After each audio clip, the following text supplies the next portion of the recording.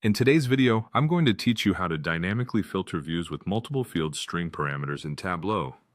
Let's dive right in, starting with launching your Tableau app. Once you have your app open, navigate to your desired worksheet. This is where we'll be making all our changes today. Now focus your attention on the Dimensions panel and look for the drop-down menu next to it. Click on it and select Create Parameter. You'll need to name this parameter Type String to Filter. It's important that this parameter is based on a string data type, so don't forget to set that under Data Type.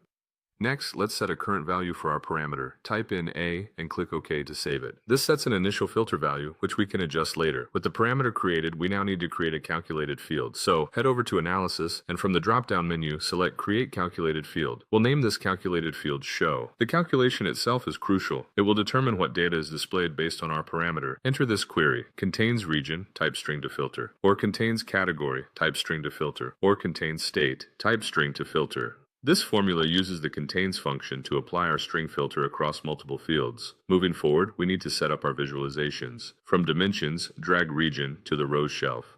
Right below it, add customer name to the rows shelf as well. Now switch to Measures and select Sales, dragging it to the columns shelf.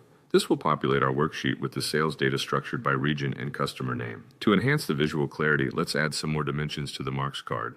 Drag category from dimensions to the marks and place it in color. This will provide a color-coded breakdown of your categories. Next, take subcategory and place it in details, followed by dragging state and country to detail as well. Adding these fields to the detail will ensure that these layers of information are incorporated into your view. With these elements in place, it's time to apply our calculated field. Locate Show in the list, drag it to Filters, and select True.